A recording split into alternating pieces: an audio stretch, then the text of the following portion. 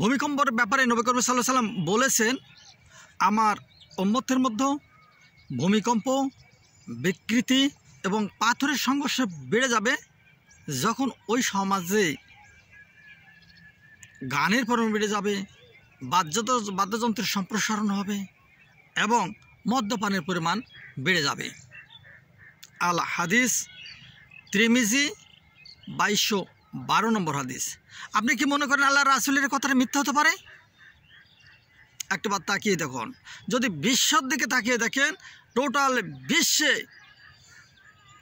এই গায়কের পরিমাণ বেড়ে যাচ্ছে, বাদ্যযন্ত্রের সম্প্রসারণ হচ্ছে, মদ্যপানের সম্প্রসারণ ঘটছে। আপনি যদি আপনার দেশের দিকে অর্থাৎ আমাদের দেশ নিয়ে যদি আমরা তাকিয়ে দেখি, একই অবস্থা। আমার দেশেও গান বাজনার পরিমাণ বেড়ে যাচ্ছে, অর্থাৎ গায়কের পরিমাণ বেড়ে যাচ্ছে, বাদ্যযন্ত্রের সম্প্রসারণ হচ্ছে এবং মদ্যপানের পরিমাণ বেড়ে যাচ্ছে। খেয়াল করুন, এখন যে ভিডিওটা আমি নিচ্ছি, এখনও দেখেন একটা গানের একটা শব্দ শুনতে পাচ্ছেন। দুর্ভাগ্য, এই বাজনার শব্দগুলো আপনারা নিশ্চয় অনুভব করছেন। এইরকমভাবে পুরোটি দেশ, পুরোটি সমাজ, পুরোটি রাষ্ট্র এবং পুরোটি বিশ্ব একইভাবে বিশ্ব ব্যাপনার দিকে এগিয়ে যাচ্ছে। সেখান থেকে আপনি কি করে ভূমিকম্পের পরিত্রাণ পেতে পারেন?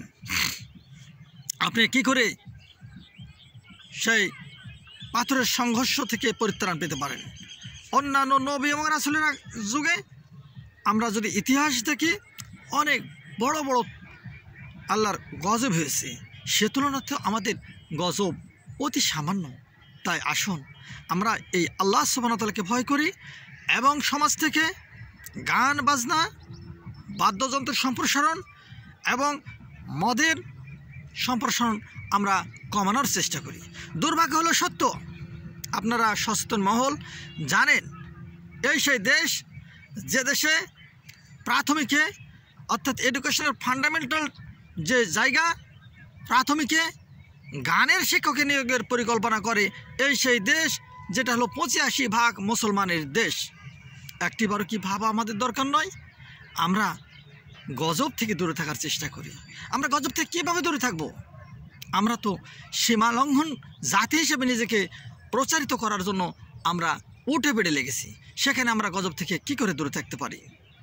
তাই আসুন, আর নয়, বিশ্বাস করুন, আপনি যে ভূমির উপর দাঁড়িয়ে আছেন, ভূমিটা একটা শূন্যের উপর আছে। যখন ভূমি নিয়ে পড়বেন তখন আশ্চর্য হয়ে যাবেন। আপনি যে নিঃশ্বাস নিচ্ছেন, এটা আপনার ইচ্ছা মতো নয়। আপনার লাং যদি একবার অকেজ হয়ে যায়, আপনার ফুসফুস যদি একবার নিঃশ্বাস না নেয়, আপনি কি করে নিঃশ্বাস টানবেন? আপনি যে কথা বলছেন, আমি যে হাত জাগাইছি, এটা কি আমার শক্তি বলে জাগাইছি? আমার রব জাগানোর শক্তি তাই জাগাইছি।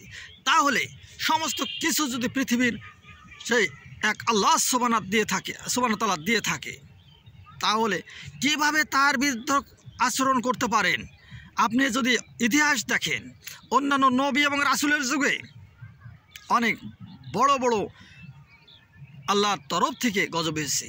আমরা তো সেই গজব থেকে দূরে আছি। তাই আসুন আমরা এই গজব আসার আগেই আমরা নিজেরা সতর্ক হই এবং সমাজকে সেইভাবে পরিচালিত করার তৌফিক আমরা চেষ্টা করি। আল্লাহ সুবহানাহু ওয়া তাআলা সে তৌফিক দান করুন। সকল আমিন। আসসালামু আলাইকুম ওয়া রাহমাতুল্লাহ।